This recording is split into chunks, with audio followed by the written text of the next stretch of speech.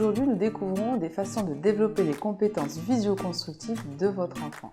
Au travers le jeu, l'enfant se représente progressivement l'espace en 2 et 3 dimensions. Il peut agencer des formes et des objets dans l'espace appréhendés visuellement.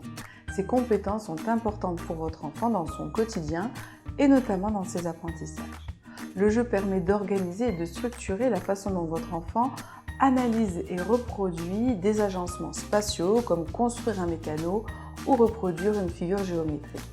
Il observe visuellement, il analyse et planifie la façon dont il doit s'organiser.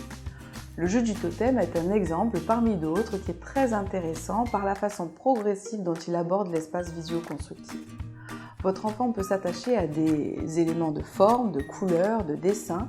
Il peut suivre le modèle, ce qui l'aide à séquencer les étapes de reproduction. Il doit cependant réfléchir à la façon dont il doit s'organiser, c'est-à-dire de bas en haut, et la façon dont il doit agencer les pièces qui peuvent aller vers le haut ou vers le bas, mais aussi devant, derrière, c'est-à-dire avec ou sans dessin. Je vous propose maintenant mes astuces pour ce jeu. Chez le jeune enfant, vous utilisez ce jeu comme des cubes de construction. Vous pouvez organiser des cabanes, des ponts, des totems et vous créez de petits personnages. Vous pouvez aussi donner vie à ces personnages en leur donnant un nom un petit peu rigolo en fonction par exemple des visages. Vous allez ainsi développer l'imaginaire et la créativité de votre enfant en détournant un jeu de son objectif premier. Votre enfant peut développer aussi ses capacités d'observation et de mémorisation.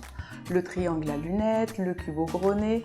Faites des photos de vos personnages pour les reproduire la fois suivante en direct de mémoire.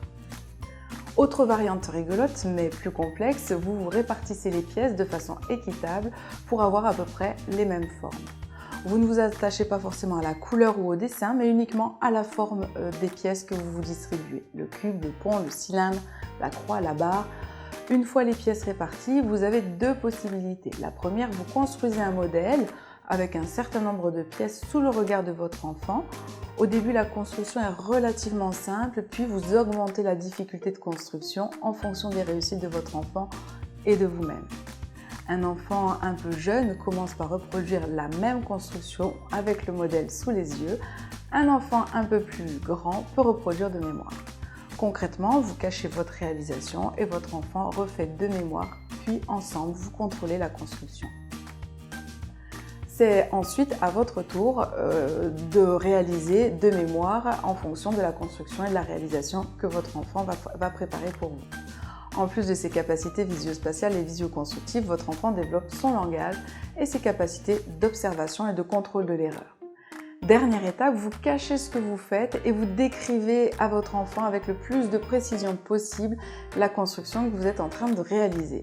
Votre enfant doit être attentif à ce que vous décrivez et refaire de même.